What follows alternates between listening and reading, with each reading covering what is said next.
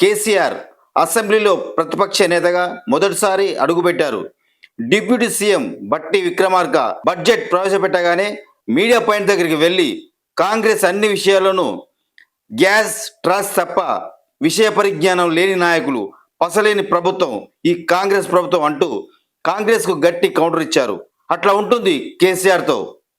అదిగో గన్ ఎక్కడా కనిపించట్లేదు అనుకున్నా, వచ్చేసాడు మనిషి అంత మెషిన్ గన్. కొన్నిసార్లు రావడం లేట్ అవచ్చేమో కానీ రావడం మాత్రం పక్కా. కానీ ఈరోజు బడ్జెట్ చూస్తే ఏ ఒక్క పాలసీ ఫార్ములేషన్ జరగలేదు. రాష్ట్రానికి సంబంధించినటువంటి ఏ ఒక్క విషయంలో కూడా ఈ అర్భక ప్రభుత్వం ఇప్పటి వరకు పాలసీ ఫార్ములేషనే చేసినట్టుగా కనపడతలేదు. వ్యవసాయం ఉంది, మాకు స్పష్టమైన అవగాహన ఉండే ఈ రాష్ట్రంలో వ్యవసాయ స్థిరీకరణ జరగాలని మేము 2 పంటలకు కూడా ఇచ్చినాం రైతు బంధు. వీళ్ళు ఎగ్గొడతామని చెప్తా ఉన్నారు. మేమేదో రైతులకు ఇచ్చిన డబ్బును దాన్ని పాడు చేసినాము, చెడగొట్టినాము, దుర్వినియోగం చేసామన్న పద్ధతిలో దురదృష్టకరమైన వ్యాఖ్యలు చేస్తూ ఉన్నారు. అంటే ఇది పూర్తిగా రైతు శత్రు ప్రభుత్వం అనేది తెలుస్తూ ఉంది. ధాన్యం కొనుగోలు చేయలేదు, విద్యుత్ సరఫరా చేయడం లేదు, నీళ్లు సరఫరా చేయడం లేదు, చాలా ఇబ్బందులు పెడతా ఉన్నారు. ఇంకా రైతు భరోసా, రైతు బంధు గురించి ప్రస్తావనే లేదు. ఎప్పుడేస్తారని మా ఎమ్మెల్యేలు అడిగితే కూడా కనీసం సమాధానం చెప్తలేరు.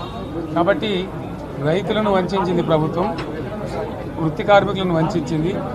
ఒక్క పాలసీ, ఇండస్ట్రియల్ పాలసీ ఏమిటి?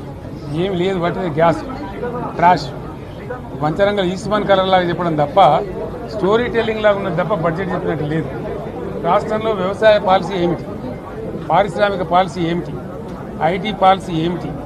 ఇంకా ఇతర అనేక పాలసీలు, పేద వర్గాలకు సంబంధించిన పాలసీ ఏమిటి అనే దాని మీద ఏ ఒక్క దాని మీద కూడా గ్యాస్ ట్రాషే తప్ప, చిల్లర మల్లర ప్లాట్ఫామ్ స్పీచ్ లాగా ఉంది తప్ప అది బడ్జెట్ ప్రసంగం లాగా లేదు. రాజకీయ సభలలో చెప్పినట్టుంది తప్ప ఏ ఒక్క పాలసీని కూడా నిర్దిష్టంగా ఈ పనిని మేము ఎట్లా సాధిస్తాం, మా గోల్స్ ఇవి, మా టార్గెట్స్ ఇవి అనే పద్ధతి కానీ పద్దు కానీ లేదు. ఇది పేదల బడ్జెట్ కాదు, రైతుల బడ్జెట్ కాదు, యువల బడ్జెట్. విశ్లేషణలో మీకు తెలుస్తుంది. భవిష్యత్తులో బ్రహ్మాండంగా మేము దీన్నంతా కూడా చీల్చి చెండాడబోతాం. Thank you.